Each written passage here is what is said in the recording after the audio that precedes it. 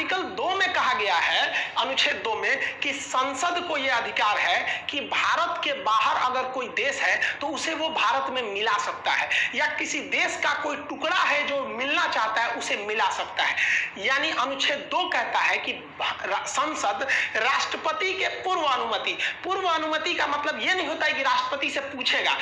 देश में राष्ट्रपति की उतनी ही अहमियत है जितना परिवार में फूफा जी की अहमियत होती है। वो नाराज हो न हो इससे किसी को फर्क नहीं पड़ता है।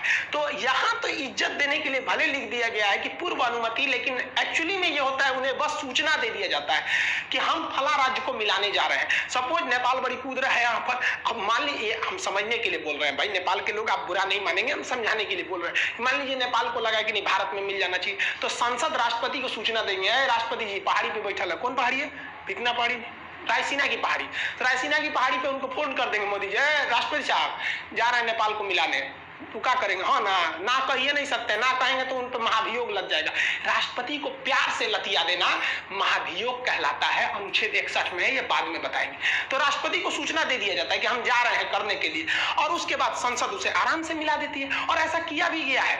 16 मई 1975 को सिक्किम जो था, ये सिक्किम हम लोग का था ही नहीं, ये एक दूसरा देश था। सिक्किम स्वतंत्र था, इसके ऊपर था तिब्बत।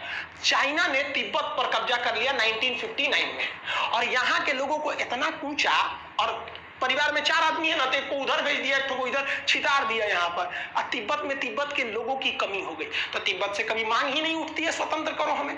तो सिक्किम देखा कि ससुरा हमरो कब्जा कर लेगा, हम तो अपने इतने चुकी हैं, हमको मारेगा तो खत्म हो जाएंगे। तो भारत से कहा कि हम आप में मिल जाते हैं, लेकिन आप ऐसा तो नहीं कीजिएगा कि हमारे 4 आदमी के परिवार है, तो एगो को केरला भेज दीजिए, एक को राजस्थान, 2 को अंडमान भेज दीजिए।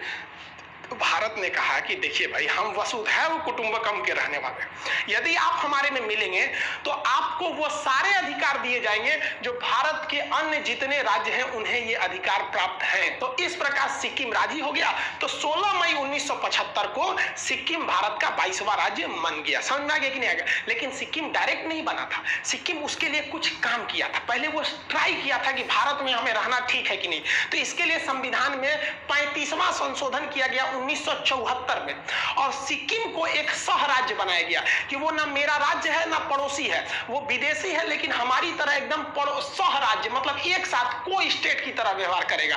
और इसके लिए संविधान में एक स्पेशल अनुच्छेद जोड़ा गया था, अनुच्छेद 2 का ए। लेकिन बाद में सिक्किम के लोगों को लगा कि नहीं, ये तो भारत एकदम हमारी तरह है। तो सिक्किम को अगला संशोधन करके 36वां संशोधन 1975 में करके सिक्किम को भारत का 22वां राज्य बना दिया गया।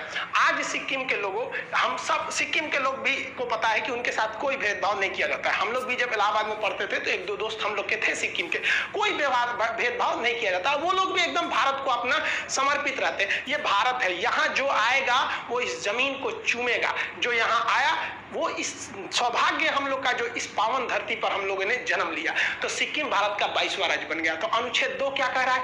विदेशी राज्य को भारत में मिला लो। अब अनुच्छेद 3 क्या कहता है? भाई, एक तो कह दिया भारत राज्यों का यूनियन है, 2 कह दिया विदेशी को मिला लो।